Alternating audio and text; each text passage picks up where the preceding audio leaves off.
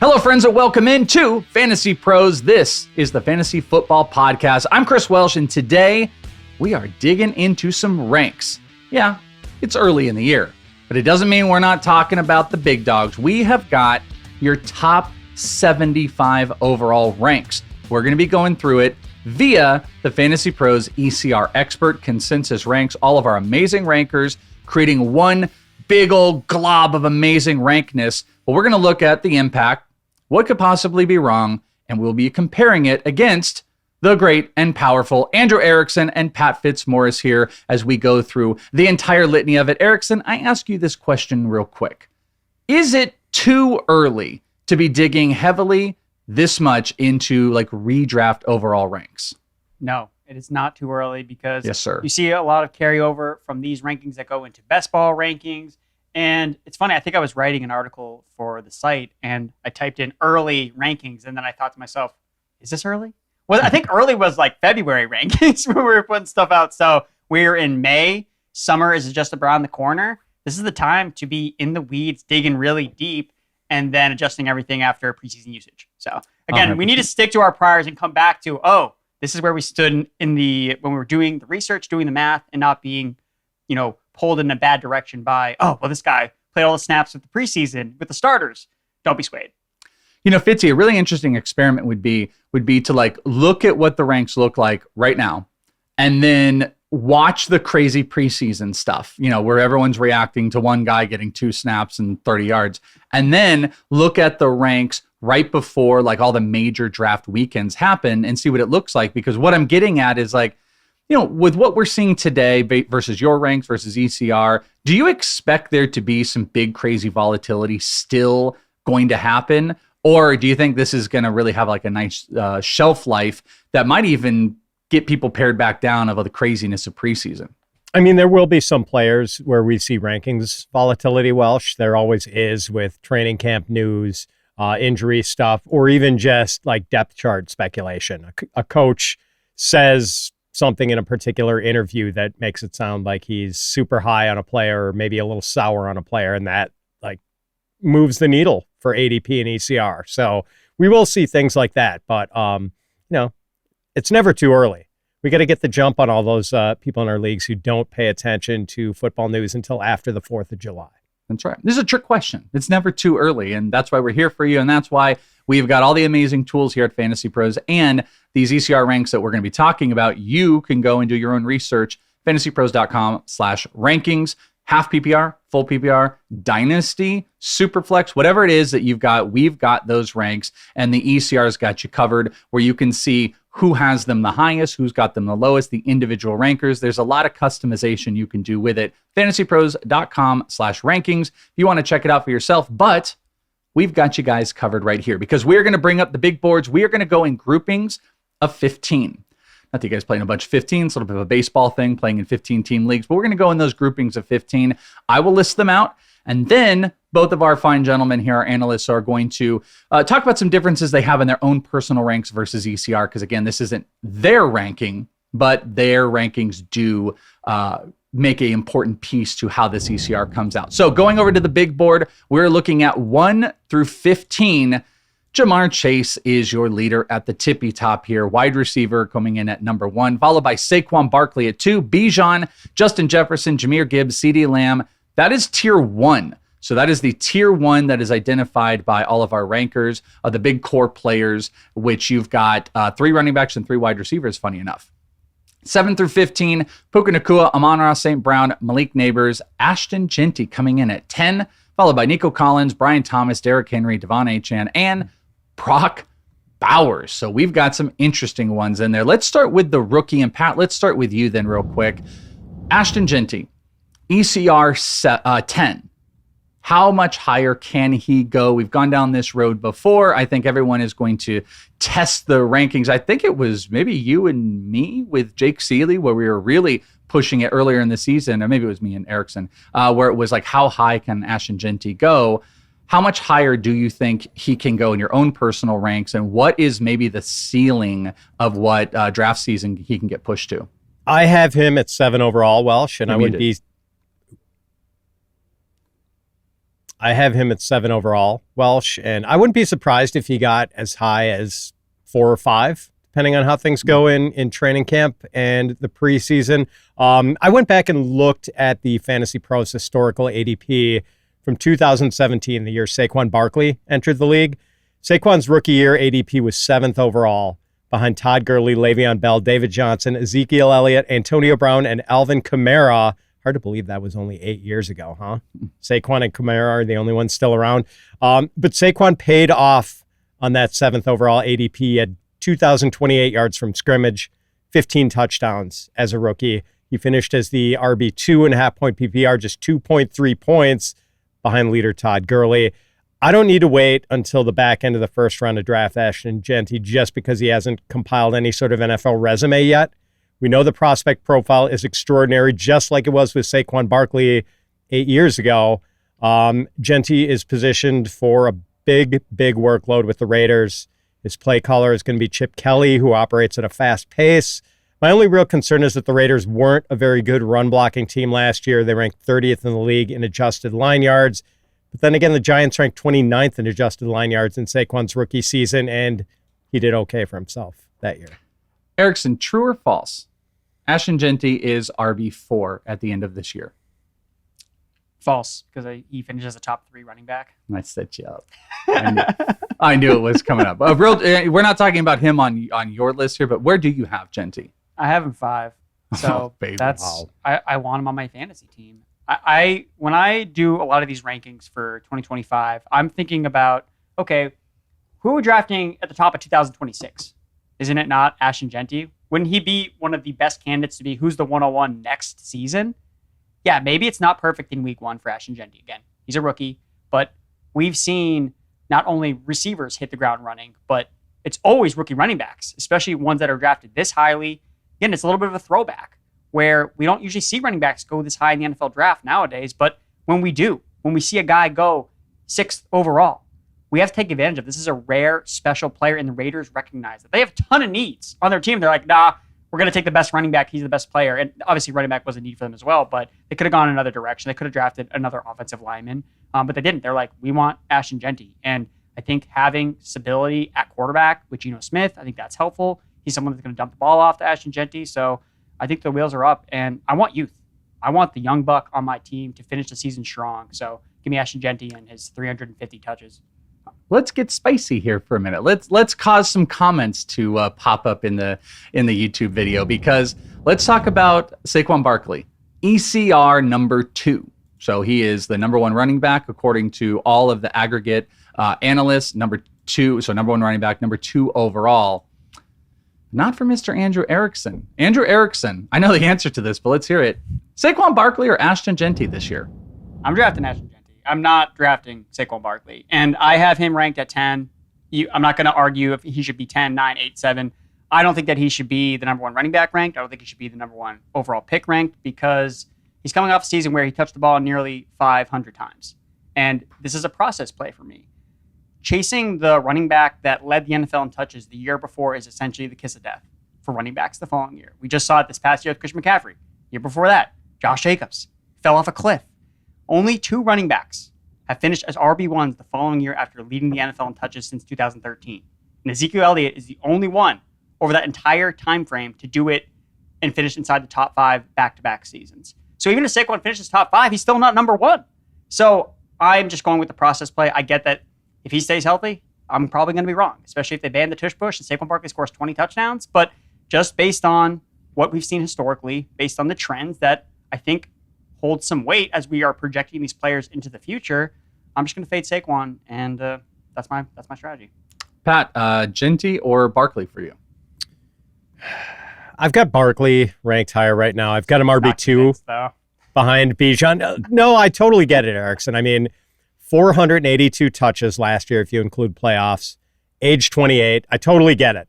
But I guess the one thing I would say in Saquon's defense is that he probably does have the best offensive ecosystem of any running back in the league. Very interesting. Very interesting for all of you who want to know Jeanty or Barkley. Comments drop them for the overall ranks. A little bit of a difference, not as much of a difference as you would potentially think from 2 to 10 here. Let's go, Pat. You got another one in the top 10 here that I think is really interesting. We're back into seeing, or top 15, we're seeing a tight end. A tight end is pushing back ECR 15.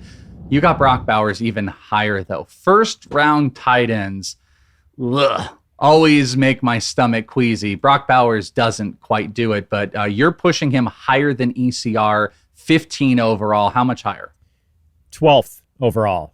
And I do think Brock Bowers should go at the turn in 12-team drafts. Travis Kelce used to go late in the first round in most fantasy drafts. And while I personally was not a first-round Travis Kelce guy, I totally understood it. Tight end is always such a problematic position, and Kelce was an emphatic solution to that problem. Here's the thing. I think it's even easier to justify Bowers as a first-rounder in 2025 than it was with Kelce a few years ago. Bowers played most of his rookie season at the age of 21. He had 112 catches and almost 1,200 yards receiving. Even though the Raiders had one of the worst QB situations in the league, Bowers finished third among all pass catchers and receptions. That includes wide receivers. He was behind only Jamar Chase and Amon-Ra St. Brown as a tight end at age 21. And now the Raiders have an aggressive downfield thrower in Geno Smith. And again, we have the Chip Kelly factor, fast pace, a lot of plays. And by the way, Zach Ertz had some pretty good years under Chip Kelly when they were in Philly together back in the day. So yes, I do think Bowers is a clear tier above anyone else at tight end. I love George Kittle, but he's getting older and his usage can kind of vary from game to game. A lot of times they just use him more as a blocker.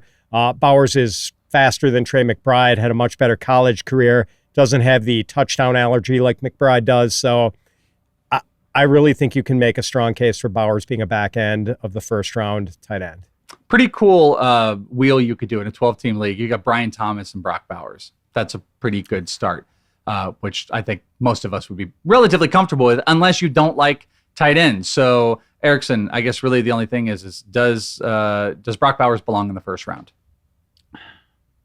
It's a loaded question, Welsh, of course. Does he belong in the first round? So I have him right outside, so I'm pretty close to ECR, so I have him at 16. So fully fading Brock Bowers, that's not really the case here. Because I think that Fitz lays out a really good point, just how talented Brock Bowers is in the situation.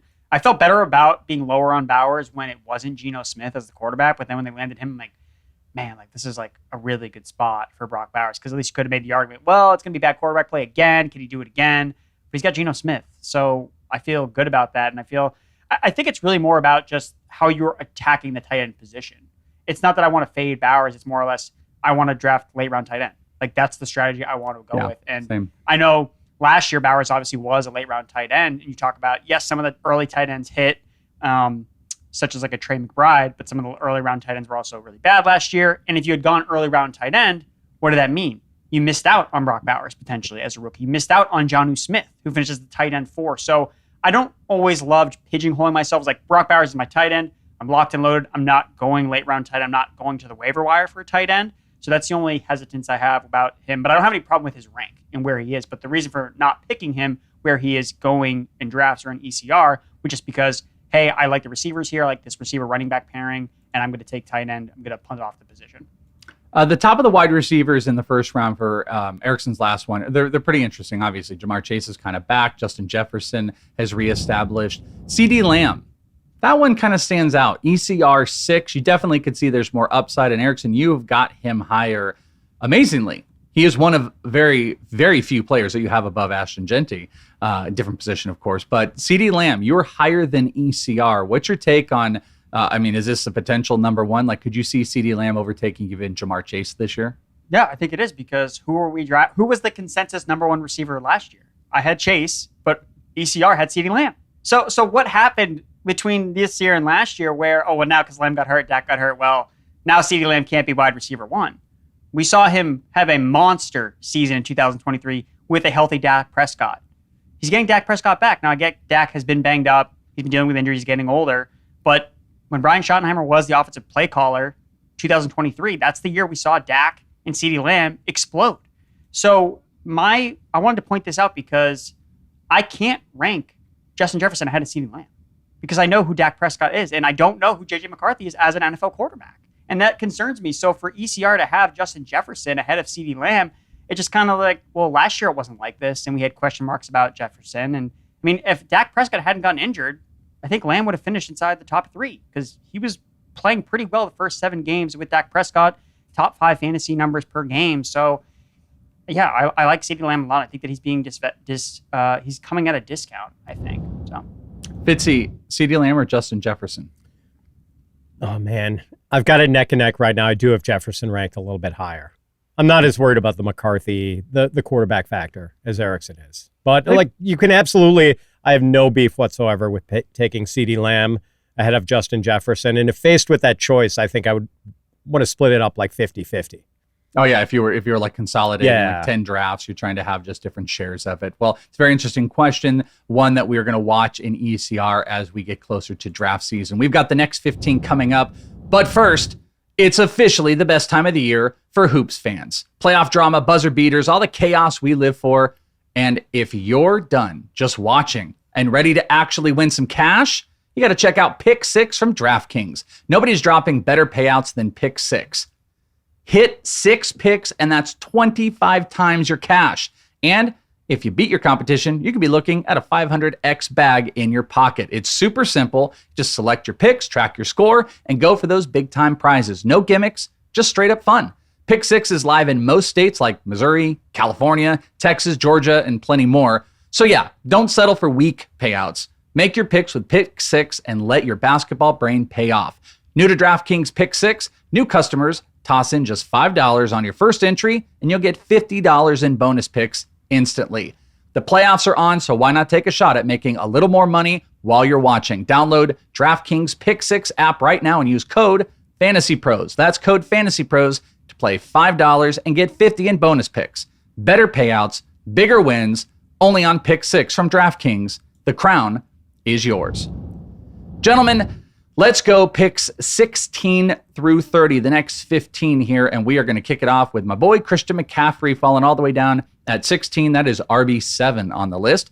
A.J. Brown, Bucky Irving, Drake London, Josh Jacobs. That rounds out your top 20. Starting at 21, we've got Jonathan Taylor, Ladd McConkey, Trey McBride, Josh Allen, Lamar Jackson. So we got 2 quarterbacks at 24-25. Kyron Paris, Jackson Smith, and Jigba. And this moves us into a tier 4, which includes Chase Brown, T. Higgins, and Tyreek Hill. That is 16 through 30. In some degree, second, third round picks for most in fantasy. Erickson, why don't we start with you here? And we're talking about a wide receiver in Drake London. ECR 19. There's a, let's see, what is he? Wide receiver 10 on this list, which is pretty good setup. But you've got him quite a bit higher. So much so he's a first round pick for you this season. So let's hear the rank on Drake London and why he's so high.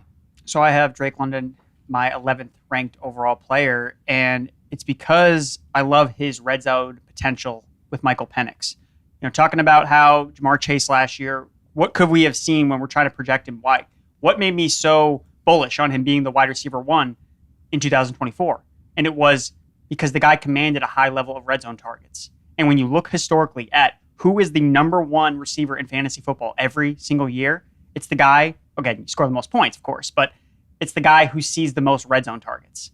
And all Drake London has done since entering the NFL, besides having mostly horrible quarterback play, is command red zone targets. Over the last 3 seasons, he has led the NFL and wide receivers in red zone target rate. So basically, whenever they're in the red zone, he has the highest rate of being targeted. So last year, end of the year, 23 red zone targets. That tied for the 3rd most among all wide receivers. He was also a target hog, 3rd highest target rate per route run at 30%. With Michael Penix as his quarterback last year, he was targeted on 41% of his routes run. Look, I think Michael Penix was a bit of an incomplete. We didn't see a full season out of him. But if he takes that next step, entering year 2 as the full-time entrenched starter, the team is obviously very behind him as the number 1 guy. I think Drake London could be a top 3, if not the number 1 overall receiver, if he works well when it comes to touchdowns. Because I think that's what his ceiling is. I think that he could score 15 touchdowns attached to Michael Penix. So, again, the only thing I could see going against this would be if Bijan ends up getting all the touchdowns. Either way, I like the RB1 for the Falcons, and I like the wide receiver 1 for the Falcons. So that's why I'm really bullish on Drake London. Fitzy, let me take a different take on asking you about Drake London. I feel like we've had quite a few years of heavy wide receiver valuations. This year it's pretty interesting on ECR. It's almost split RB to wide receiver. And maybe I'm like, if I were looking at previous years, it would be a little bit weighted later. But through the top 20, there are 9 running backs through the top 20. The only thing breaking it from being a complete split is Brock Bowers. So you have 9 running backs, you've got 11 wide receivers, and 1 tight end. Do you think the idea of Drake London at 11 is okay if you put prioritization more in wide receivers than running backs, which seems to be happening maybe a little bit? There's like a slight little resurgence of running back value popping back up. Or do you think that we should be valuing running backs a little bit higher, which pushes a guy like Drake London back a little bit? No, I think the reason for that phenomenon is that we had this unusual circumstance last year of running backs staying extraordinarily healthy and having great injury luck. So all these guys who were drafted as running back 2s really like popped and gave us almost like running back 1 production. It was a really good year for like top 25 running backs. And I think that's reflected this year. And last year there were wide receivers getting hurt at a really crazy clip. So that's kind of why it's happening. I think London is absolutely worthy of being drafted close to the turn.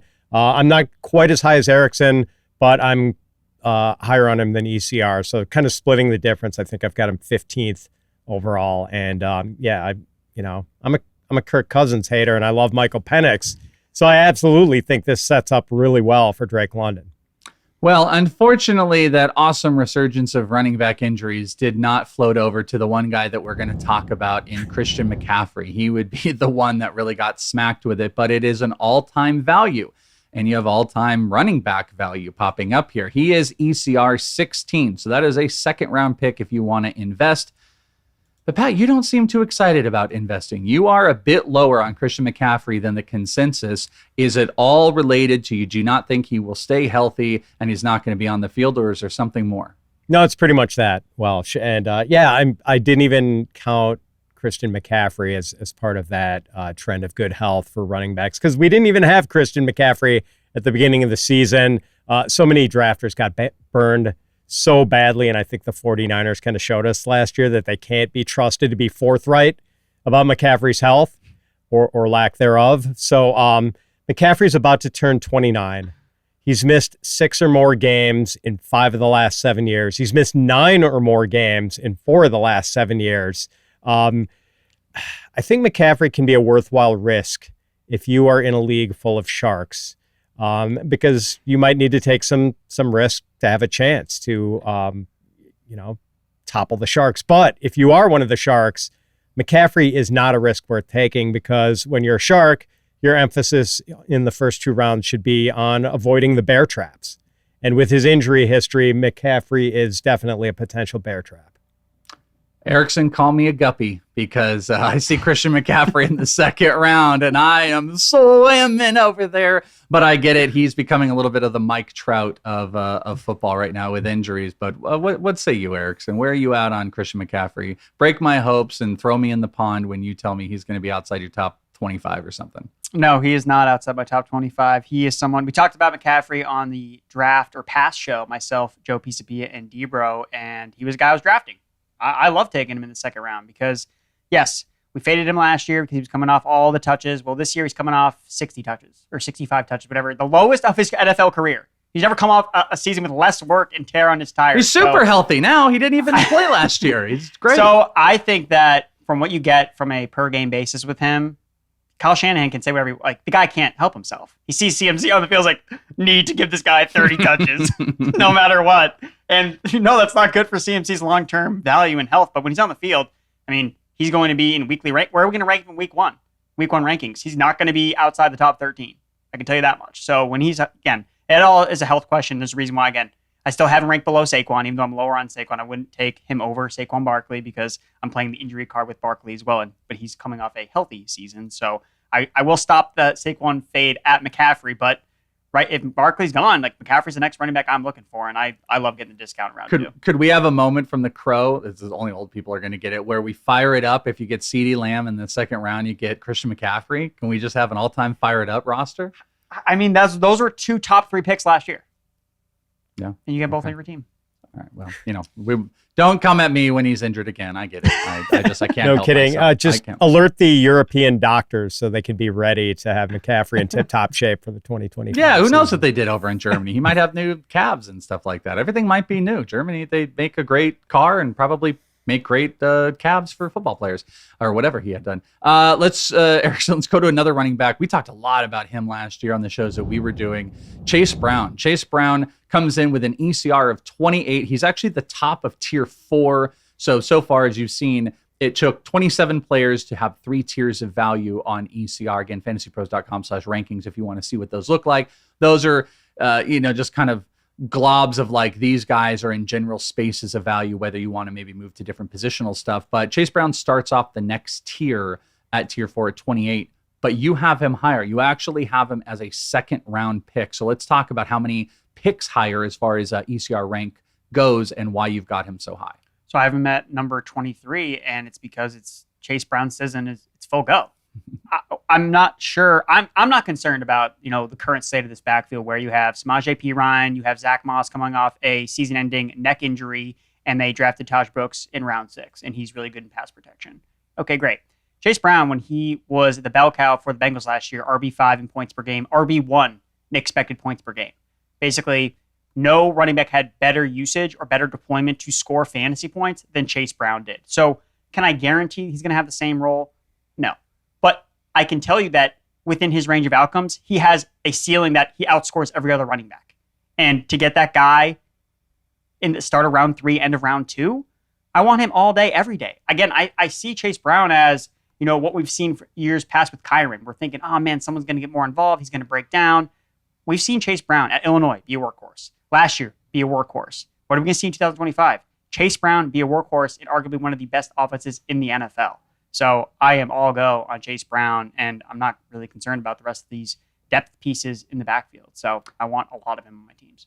Pat, let's say you go tight end, wide receiver. Let's say you get Bowers and you get a wide receiver, and you tell yourself you want a running back in the 3rd round.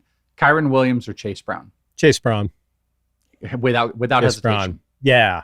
I mean, there's never going to be any pushback from me on Chase Brown love. I do think it's possible they dial back the workload a bit this year, now that they've got other options, Taj Brooks, and I don't know, maybe we see Zach Moss a little bit. But Chase Brown just showed last year he's really good, and he's playing in one of the best offenses in the league. One of the most polarizing players, not named Christian McCaffrey, I'd probably say of this list that we're talking about, this would be the 2nd most polarizing player, is Tyreek Hill. And I think he is going to vary across the board of some people might even make excuses to get him back into the 1st round for the big playability. He comes in at ECR 30 here, but Tyreek Hill is pushed much further down for you, Mr. Pat Fitzmaurice. Is this built around the offense? Is this built around Waddle? Is this built around his deterioration as a player? Or D, is it all the above? So talk to us about how far down Tyreek Hill is on your ranks compared to ECR. Kind of all of the above, Welsh. I want no part of 31-year-old Tyreek Hill coming off a bad year, playing with a Dolphins team that seems like it could be on the way down. I mean, sure, it's possible Tyreek's disappointing 2024 season was just a mirage, and he goes right back to being the 1,700-yard guy he was in 2022 and 2023. But it's also possible that 2024 was just the beginning of the end. And I don't really want to pay a mid-3rd round price to find out, nor do I really want my 3rd rounder's productivity to be tied to the health of Tua Tagovailoa. The relationship between Tyreek and the Dolphins doesn't seem great these days. I'm just not really interested in drafting Tyreek unless I get a major discount, and it looks like I'm not going to get a major discount based on ECR. Erickson, you and I have an interesting relationship with the Dolphins last year. People watched on Betting Pros and our Tyreek Hill, more Jalen Waddle than anything. Is it Jalen Waddle season? And are we letting go of Tyreek Hill, or are you still back in? I am passing on Tyreek Hill. It was another player we talked about in the draft or pass show, and Tyreek Hill was very low on my priority list. Again, Fitz laid out some of the concerns, as did you. An older player coming off a very bad season. And even when Tua was healthy last year, he still underperformed versus expectation. Then you have the outburst at the end of the year where he wants to move from the team. He has this wrist injury thing that he's dealing with. How many more red flags do we need to see here with Tyreek Hill where it's like, maybe we should take her foot off the gas pedal just a little bit. But to Fitz's point, he's also still Tyreek Hill. Like, he's someone that he's always goes in the first round. He's one of the first receivers drafted. So when people see the name, I think, oh, I want to click on Tyreek Hill, buy the dip. But I mean, if the dip is now he's shipped off to another team and we don't know what his usage is going to be potentially, I don't feel like dabbling. And to be honest, too, I do like Jalen Waddle as kind of like a discount buy for now it seems like the third year in a row. But I also am getting really bad vibes from this Dolphins. Is anyone going to be if this team like totally tanks and like Daniel gets canned and it's just a whole rebuild? Like Tua, they move on from him. So this Dolphins team overall is starting to concern me as I just kind of look at them from a holistic standpoint. And I mean, is Tyreek Hill on the team in Week 18 in 2025? What do you guys think? You think he's on the team still? I'm gonna say no. I mean, is he on the team? Is he on the team Week 1? Yeah, it's too many red flags with Tyreek to take him ECR 30 for me. Okay, there you go. I actually think he might even be one of those guys, unless there's a collective narrative across the industry. He could even move up a little bit if there's some positive vibe, positive talks in preseason, and hey, he looks fresh-legged, and all of a sudden he goes up because of that talent. But I think you're probably safer more than anything fading a bit. You guys can experiment with exactly where Tyreek Hill can go and all the players we've talked about with our draft simulator. You can finish a full mock draft against realistic opponents in just minutes. There's no waiting for picks. You can customize settings to match your exact league format. You can test different strategies. You can do that tight end early, heavy wide receiver, or heavy running back, and then you can see how your teams grade out instantly. And best of all, you can try it for free at fantasypros.com/mock. fantasypros.com/mock. Do it today. Test your skills, get ready, and get rolling with the Fantasy Pros Draft Simulator. Next 15 is up. Let's go to the big board. We are 31 through 45. Got another quarterback kicking us off here at 31, Jaden Daniels, followed by Mike Evans, Terry McLaurin, Breece Hall, James Cook, Garrett Wilson, Devontae Adams, now with the Rams, Jalen Hurts, DJ Moore, George Kittle, Joe Mixon, Kenneth Walker, Rashee Rice. That ends out Tier 4. Remember, Tier 4 started at 28, so that's a big grouping. And then the last two do start off Tier 5, Zay Flowers and Marvin Harrison Jr. So that is your 31 through 45. Erickson, let's go to you and let's talk about Garrett Wilson. We've had a lot of conversations built around the running backs and how there could be some committee, but Garrett Wilson looking a little bit better, ECR 36 on this list, so that mid-tier 4, but you've got him quite a bit higher. So let's talk about that rank boost. I have Garrett Wilson at number 25 overall because I'm buying this Justin Fields connection potentially with Garrett Wilson. Again, former teammates at Ohio State. So we saw Fields unlock a ceiling with DJ Moore in their season together in 2023 with the Chicago Bears. So yes, I think that Justin Fields, although he's not perfect as a passer, he's shown, hey, if I am hyper-targeting one guy on the offense and fluttering him with targets, then that guy can be a top 6 fantasy finisher. And Garrett Wilson, I know last year was really frustrating, but it was a career year for him. He was still a fantasy wide receiver 1 last year, despite sharing the love of Aaron Rodgers with Devontae Adams for the second half of the season, which really hurt his numbers. But when you look at just targets, right? Garrett Wilson, since entering the NFL, the only guys that have more targets than him are Devontae Adams, his former teammate who had to split again targets with the second half of last year, and CeeDee Lamb. That's it. And you look at this Jets depth chart behind Garrett Wilson, Josh Reynolds. Is this guy? Is it Mason? We're getting excited about Mason Taylor, who's the most Dalton Schultz tight end ever. That just is a system-produced tight end, and we're excited about him getting targets in this offense. It's going to be the Garrett Wilson show. I get even if they're run heavy, I think Wilson's going to flirt with a potential 30% target share, and I'm willing to buy into that upside of a player that could see a boatload of targets from Justin Fields, who again has unlocked a player before. So I think he's too low because I love the talent, and I think that. Maybe this is, again, another season of Garrett Wilson, maybe with the best quarterback play of his career. Maybe that's a little bit of a stretch, but I do think there is some upside here. Pat, I know these are the different positions, but who will you have more shares of, Garrett Wilson or Breece Hall? And I ask that because Breece Hall on ECR is higher than Garrett Wilson. So take out the positional thing there. Who do you think you have more shares of? Garrett Wilson, no question. Aaron Glenn has basically said he doesn't want to have a lead back. He wants a committee, and people seem to be ignoring that with their ranking of Breece Hall.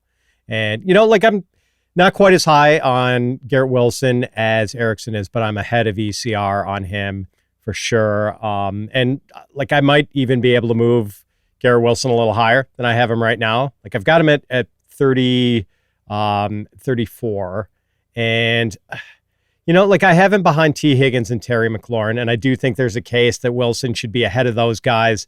But T. Higgins has Joe Burrow as his QB. I trust Joe Burrow. Terry McLaurin has Jaden Daniels. I trust Jaden Daniels. Garrett Wilson is Justin Fields. I'm cautiously optimistic about Fields, but I don't have the same level of trust in him that I do with Burrow and Jaden Daniels. One wide receiver you have got higher than Garrett Wilson, and you've got quite a bit higher than consensus, is Mike Evans. Mike Evans comes in at ECR 32. Fitz, you've got him at 26. He's aging like a fine wine, I suppose. So talk to us about Mike Evans. Yeah, and that's it. Welsh. He is getting a little older. He turns 32 in August. Maybe the Tampa Bay offense isn't as sharp now that Liam Cohen has left for Jacksonville. I do still think Evans is a pretty low-risk, high-yield investment. Just had his 11th straight 1,000-yard season, dramatic fashion at the end, getting it on one of the last plays of the game. Even though he missed 3 games with a hamstring injury, which is really one of the only injuries this dude has ever had, he's just been indestructible for the most part. 11 touchdowns in 14 games last year, and Evans has had double-digit TDs in 4 of the last 5 years. He averaged 2.52 yards per route run last season. That was actually a career best. So I'm not worried about age. I'm not worried about target competition. I'm not worried about the absence of Liam Cohen. I just want to keep betting on a player who pays off every freaking year, so I'm going to keep drafting Mike Evans. Wasn't it Erickson? Remember we were talking about it when it happened. Didn't he throw a huge pout when he didn't get it, and then he got it, and then he just leave the field? This is an all-timer for Mike Evans. Let's do this. Rank these guys, Erickson. Garrett Wilson, Mike Evans, and Davante Adams. Interesting names there. Okay, so I have it Garrett Wilson, Davante Adams, Mike Evans, but they are all in the same. And when I look at my tiers, they're all in the same tier 3 for me among receivers. Okay. I said Adams is interesting because Adams is 37 on ECR. So he's the lowest of these wide receivers from an ECR perspective. Mike Evans being the highest of them. And you've got Evans at the bottom of that list. Obviously, you're a Garrett Wilson guy. So any just quick takes on Mike Evans? No, I mean, I don't hate Mike Evans. Again, I just have him ranked there just because maybe I like the upside case. I guess I'm willing to sacrifice the safety of Evans. Again, locked and loaded 1,000 yards receiver every single year, coming off such a career year in terms of efficiency. But I do want to try to chase a little bit of that ceiling with Garrett Wilson. And again, is Mike Evans going to stay healthy all year? Decent amount of target competition in Tampa Bay with Godwin, the 2 young receivers from McMillan, and Egbuka coming in as a first-round pick. So, and Evans to his style, he does have a little boomer bust to his game where he disappears for some time, but then he blows up at a 30-point game, which, especially in redraft, I was thinking about it. He's one of those guys where your opponent has him, and you're like, beat of sweat goes down your forehead. You're like, oh no, not Mike Evans. Does he have 1,000 yards yet? Am I safe? So I do like that, but from a consistency standpoint, I think Garrett Wilson, I think he could see double-digit targets every single week with the Jets. So I just lean towards the ceiling a little bit more with him. All right, it's not all rosy, so we'll see. Are these 2 fine gentlemen wrong? Because we are going to focus on 2 wide receivers that you guys are lower than ECR on. And Pat, let's jump over. We'll just jump over to yours here real quick because the name just jumps out to me, even though I think we started with you on the last one as well, is Rashee Rice. Rashee Rice comes in at 43, wide receiver 20 on this list. And this is another one of those where you've got him quite a bit lower. So talk to us. He is outside of the 50. So, this is a round and a half, I guess, difference if you want to use it like that on the overall. So Rashee Rice, why are we out? Almost, yeah. I've got him at 58 overall. So right now with Rashee Rice at an ECR of 43 and Xavier Worthy at 54, at least one of those guys has to be a colossal disappointment at their current cost, right? Maybe not if Patrick Mahomes goes back to being a 5,000-yard, 40-touchdown quarterback like he was in 2022, but Mahomes has been closer to 4,000 yards the last 2 years. Didn't even reach 4,000 last year. 27 TD passes in 2023, 26 last year. So I would feel better about Rashee Rice as a 4th rounder if Xavier Worthy didn't exist or if Travis Kelce had retired. But I don't know. When Rashee Rice really caught fire in his rookie season late November, December, and in the big playoff game against Miami, he was getting 9 or 10 targets pretty much every game. It's just hard to see Rashee Rice consistently getting 9 to 10 targets a game now that Xavier Worthy got really hot down the stretch and with Travis Kelce still around. It's kind of interesting, though, because what did we call it all year? We called it the Rashee Rice role. That was the Rashee Rice role where it was like main first target. And if I would presume he might kind of jump back into that role. But to your point, like Xavier Worthy's electric, though they might try to find some other outlets for him. Do you think Pat's rank is too low, Erickson, on Rashee Rice, or do you think it's probably just right? No, I think that his rank is pretty spot on. I think that Rashee Rice is ranked very aggressively when you just kind of take a step back. There's a lot of ways where this goes wrong. The guy's coming off a major knee injury. So during the ramp up to the season, is he practicing in the Rashee Rice role if he's limited? Does that make a lot of sense for the Chiefs to build their offense around a guy who's coming off a major knee injury? Like that to me seems like a little bit of a stretch when Xavier Worthy filled in so great. So is it Worthy in the Rashee Rice role to start the year? And then they put Rice back into it to the second half of the year, but then Worthy takes on a field stretcher role. It's like at this point, especially how closely ranked those two guys are, I'm just going to take the guy that was a first round pick, the guy that flashed most recently, and the guy that's not coming off major injury, and then the other guy who's also not facing potential suspension, risk or whatever. So although the suspension thing shouldn't affect Rashee Rice this year, it's still just like another layer of, is this guy like dialed in? Like, or is he a bonehead? Like, I don't really know. There's just so many ways the Rice thing doesn't work out versus the cost you have to pay for him at this ECR. It seems like it's kind of ignoring those. Like, I want to get the discount because of all the red flags that I just mentioned. It's like, oh yeah, round 4. It's like, wait, that doesn't add up to me. So, yeah, I agree kind of being lower on Rashee Rice. There's a lot of like buzz about Rome Odunze that we want to get back in. This is going to be Rome Odunze's year. Erickson, you were lower on DJ Moore though. He comes in at ECR 39. I don't say you're out. Like I would say that Fitz's Rashee Rice rank is a little bit more exemplifying, like not like out, but just like further back that you're probably not going to have shares. Yours isn't quite that on DJ Moore, but it's still significant enough to talk about. Where are you at? Do you think it is Rome Odunze season and that's why DJ Moore's down? I guess for me, it's because the Bears are now under Ben Johnson. I don't know exactly, just plug and play, copy and paste DJ Moore wide receiver 1 from the past year or the past years that he's been in Chicago because it's a new offense, right? We don't know who's going to play in the slot. Like that's going to change. We talked about at the beginning of the show, what's going to move ADPs.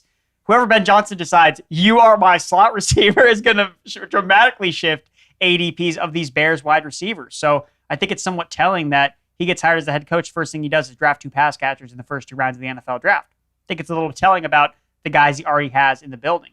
But to the point of you saying that I'm not super, super low on DJ Moore is because he's still a consistent producer, right? I find it hard to believe unless he gets injured or just totally falls out of favor with this new coaching staff that at the end of the day, he's probably going to end up being a wide receiver 2. Now he's kind of being drafted in that range. So I think for me, I don't see the wide receiver 6 ceiling with him like we saw his first year with Justin Fields. I don't think that's going to happen with all those pass catchers in Chicago with potentially Ben Johnson looking at some of those other guys. If anything, it's an indication and suggestion for those looking at my rankings that I think I'd rather just take a different Bears receiver at a cheaper price because I'm not so confident, or at least with the market, that DJ Moore is, he's locked and loaded to be the number 1 guy. I would assume that that's probably the best bet to make, but not at this particular ECR. So again, I don't think he's going to be a bust by any means, but maybe underwhelm a little bit versus his ECR. That's kind of my feeling. Pat, what do you think about DJ Moore? Are you in the same general space or are you around ECR and DJ Moore? No, I'm right where Erickson is, 46th overall, same ranking. And I love DJ Moore way too much to be completely out on him. It's more of a gentle fade for me. And it's less about the too many mouths to feed thing than it is about DJ Moore and Caleb Williams never really clicking last year. And DJ Moore's demeanor just being sort of strangely sour for a lot of the season. Just something about the vibe there that I don't love. And I'll have to get him in at least 1 draft, but I'm probably not going to have a lot of DJ Moore in 2025. All right, let's move to our next grouping here. We've got 46 through 60. We're going to start off with Alvin Kamara coming in at 46 on the Fantasy Pros ECR. Chuba Hubbard, Joe Burrow, Cortland Sutton, James Conner, DeVonta Smith, Omarion Hampton at 52, Sam Laporta, Xavier Worthy, who we've been talking about at 54, Dave Montgomery, DK Metcalf, Jameson Williams, Chris Olave, Chris Godwin, and Aaron Jones. That ends out your 60. Interesting group in there, getting a little bit more on the rookie running back side, getting Marion Hampton jumping up. But Pat, let's start with Chuba Hubbard. Chuba comes in at 47. We know there's no Brooks. We know there's just really nothing out there. They want to press him even more. He's RB 18. You've got him a little bit higher. His ECR is 47. You have got him in the 30 range. Is Chuba Hubbard going to be a massive target for you, knowing that, you know, there's quite a decent separation between market value and your own analysis on him? I think so, Welsh, because I would be perfectly comfortable taking him early in the 4th, and he's going more towards the late 4th. He was just really good last year. 4.8 yards per carry, 11th in missed tackles forced, 8th in yards after contact per attempt among running backs with at least 100 carries. And he was RB12 last year in fantasy points per game, half-point PPR. So the Panthers just gave Hubbard a 4-year, $33 million deal. Even if you just look at the guaranteed money, about $16.5 million. I mean, still a pretty lucrative deal for an NFL running back. Contrast that with the 1-year, $2.75 million contract the Panthers just gave Rico Dowdle. So I'm not worried about Dowdle supplanting Chuba Hubbard. I'm not too worried about 4th-round draft pick Trevor Etienne, who never had a 1,000-yard season in college, supplanting Chuba. I'm cautiously optimistic about the direction of the Panthers offense under Dave Canales, and I really like the Carolina offensive line. So yeah, I'm in on Chuba Hubbard this year. Erickson, assuming that you're pretty on this, you're like in a relative range where you like the rank, maybe you're at ACR a little bit above. Are you comfortable with Chuba Hubbard as your RB1 on your team? If he's coming at like a 4th-ish round cost, let's say, or even, I guess, top 5. But if we say 4, presumably you've probably got 3 wide receivers already, or you've got a tight end and 2 wide receivers. Are you comfortable with him being your RB1 on a team like that? Or do you think it's more of a necessity that he needs to be your RB2, so you've gone 2 wideouts and 2 running backs? Yeah, I think I would probably prefer him as my RB2. I guess for me, and I'm like slightly lower than consensus, so I have him at 51 and he's 47. For me, I do prefer a lot of the receivers going in that range. So traditionally, I like to follow a hero RB approach. So hopefully, I already have my bell cow running back by the time Chuba Hubbard's even like available to pick in rounds 4 or round 5. And I really gravitate more towards the wide receivers in this range, or a potentially an elite tight end here, because I probably have more concerns about Rico Dowdle, because I think Rico Dowdle, again, Chuba Hubbard was really good last year. So was Rico Dowdle. Like, that guy rushed for over 1,000 yards and basically didn't play for a significant part of the first half of the season for the Cowboys until they're like, oh yeah, this guy's really good. Like, let's use him on offense. And eventually they kind of put him in the spearheading the backfield. So I think that he is going to get some decent run here. So that's the difference between how I feel about Chuba Hubbard versus, like a Chase Brown, where I really don't think Chase Brown has big threats. Where I just disagree with Fitz, where I do think Dowdle might present a bigger threat as the Panthers, like, they want to run the ball. Like, I think they want to use both guys and make sure that Chuba Hubbard can stay functioning throughout the entire season. So, again, I have no qualms about where he's ranked versus the other running backs, but I guess I just gravitate towards the receivers a little bit more in his range. Dowdle feels like he could be annoying. He can be super annoying. He's going to mess with stuff here. We did just talk about this guy a decent amount, so Erickson, you can kind of blow through it a little bit or give more of analysis, since we did talk more on the Rashee Rice range. But one of the guys you're probably drafting instead of Chuba Hubbard is Xavier Worthy. You mentioned you like some wide receivers in this range. And the reason I think it is important to talk about him a little bit more is you have him more than a full round higher than what his ECR comes in at 54. You've got him at 41. So, I mean, that's significant enough. That would have been, I believe, in the last, or no, I guess it would have been, it would have been in like the last discussion we were having. So talk to me about Xavier Worthy and how much you need to have your shares of him.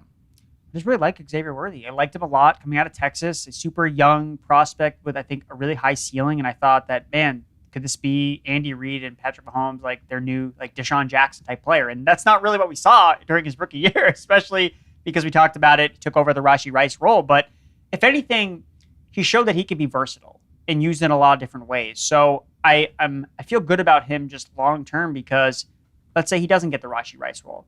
Okay, well, he can still be used as a vertical threat. They still like to use him on jet sweeps. We still don't really know what this backfield's going to look like. Is it going to be Pacheco? Is he going to be healthy? Are they going to use Brashard Smith? What about Kareem Hunt? Rushing for 3 yards a carry in a cloud of dust. And so there's a lot of question marks about this offense, but you know who there's not really a big question mark about is Xavier Worthy. Like, that's the guy who blew up in the second half of the year. He 4 catches or more in 10 straight games, 6+ in 7 straight games. He had over 40 receiving yards in all those contests, 12 total touchdowns, 9 receiving, 3 rushing from week 11 onward, 2 yards per route run, 14.6 fantasy points per game. And that's better. That 14.6 mark is better than Rashee Rice's production from the second half of his rookie year into the start of the 2024 season, where he was really effective for the first 3 weeks before his knee injury. So I just think that Worthy is kind of just being undervalued a little bit. I get that he's a smaller wide receiver, doesn't really profile as an alpha, but he's got Mahomes' trust. He's got Andy Reid's trust. And I think that bodes well for him in his future production. So, look, again, between Worthy and Rice, I'm on the Worthy side here, and I know that ECR doesn't necessarily agree with that, but it's just kind of how I see the Chiefs receiver room. I want to get your rank on Worthy, Pat, because we hadn't talked about that yet. But let me ask you this question, and it may be the other side of how I'm pushing it. Erickson says 41 overall on Worthy. If we compare that to ECR, this wide receiver is lower. 45 Marvin Harrison Jr. Who would you rather, Worthy or Marvin Harrison Jr.? And what's your rank on Worthy? Marvin Harrison Jr. And I have Worthy. So like full fade on Rice for me. I've got him at 58 overall, which is like more than a round past ECR. Worthy I have at 55. So I'm like one higher than ECR. You know, I would rather have Worthy than Rashee Rice, but it's just, I don't know. I mean, they drafted Jalen Royals, who a lot of people like. They still have Hollywood Brown kicking around. They have Travis Kelce. Like, it's just messy. And remember early last season when Worthy made the couple of big plays in the opener against the Ravens on the season debut Thursday night opener. And we thought, like, okay, this is it, wheels up for Xavier Worthy. Then for like the first half of the season, it's like, okay, where is this guy? And then he finally kicked it into high gear at the end of the season. I guess it's easy to think that he's going to continue to produce like he did in the back half of the season. But I don't know. I worry that it's going to be pretty messy in Kansas City with some of the pass catchers this year. Slight follow-up. Erickson, Harrison or Worthy?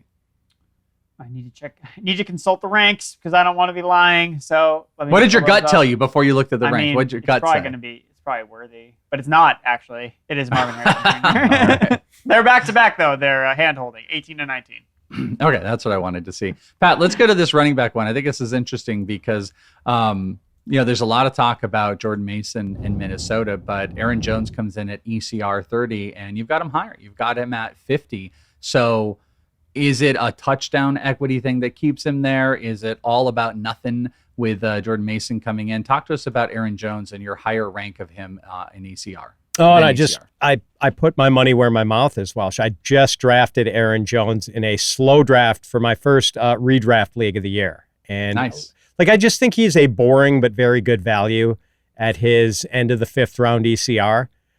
Yes, Jones is 30 now, so there's some risk, but he just cranked out another 1,100-yard rushing season, and he's played all 17 games in 2 of the last 3 years. So Jones adds some value as a pass catcher. He's had 50-plus receptions in 3 of the last 4 years, and it might have been 4 of 4 if he hadn't missed 6 games in 2023. The Vikings upgraded their offensive line in the offseason, and Kevin O'Connell is a great play caller. So I think there's a lot to like here, but, Jones is older, and maybe people are a little bored with him. So I think he's going to be a value in drafts. Erickson, are you in agreement here? Because I think you're a Jordan Mason guy, if I remember correctly, and he's pretty interesting as far as someone you're going to want to pick up this year. Is it enough that you're going to push Aaron Jones up in ECR? Where do you stand on this? So I have him right at ECR at 60 overall, so I have no problem with where he's being ranked. I'm definitely open to drafting Aaron Jones. It just, for me, it's like, would you rather take Aaron Jones at 60 or Jordan Mason at 120? And I'm like, I'd rather just take Jordan Mason at 120 because I like both guys in terms of the scenarios, but I just like the value more with Jordan Mason because I think that he could be the hammer at the goal line. And if that puts him over the top, scoring touchdowns, if this Viking offense is really effective with the revamped offensive line, then I think Jordan Mason could really benefit. And Aaron Jones is just so bad in the red zone last year. Oh my God. I'm still losing money on all this betting pro show, betting on Aaron Jones to score a touchdown. Like, he's still losing. Go back. Get the credit. I do. I'm not a big handcuff guy, but I do think Jordan Mason is like the most essential handcuff of the 2025 season.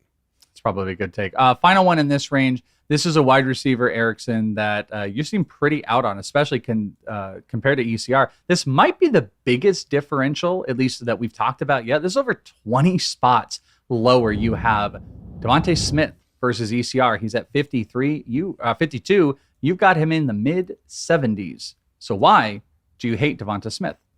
I don't hate DeVonta Smith, to be clear. It's just a matter of how he scores his fantasy points, and he only scores fantasy points when someone else is injured.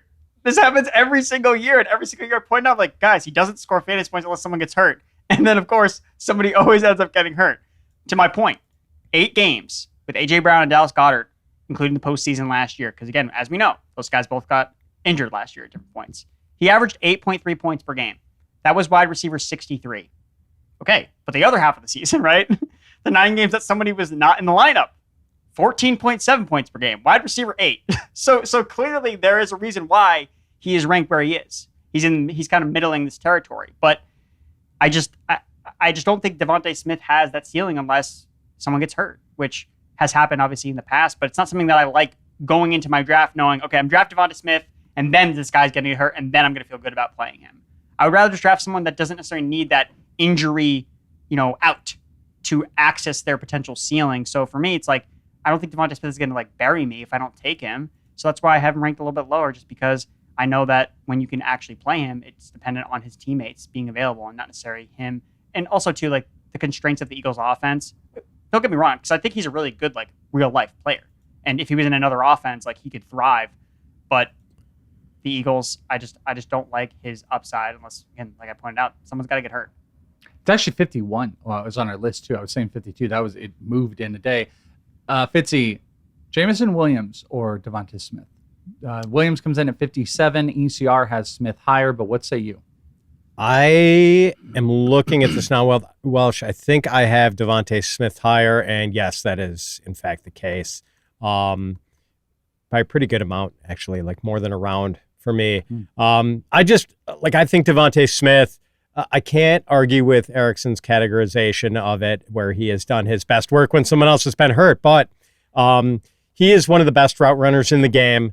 He's averaged between 11.7 and 12.7 half-point PPR fantasy points per game in each of the last 3 years. And he had a pretty good season on a per-game basis last year, with the Eagles having this ridiculously run-heavy offense, the run-heaviest offense in the league. I don't think they can get any more run-heavy than they were last year. If they get more pass-heavy, that works to DeVonta Smith's benefit. So I think he's a really good player, and I want to bet on talent.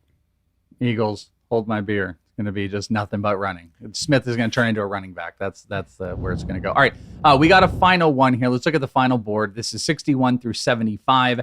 It kicks off with Baker Mayfield coming in, by the way, QB6 on ECR. Tony Pollard, Jordan Addison, Travis Hunter, wide receiver 31, Jalen Waddle, TJ Hockenson, Travion Henderson at RB24, Patrick Mahomes, RJ Harvey, Quinshon Judkins.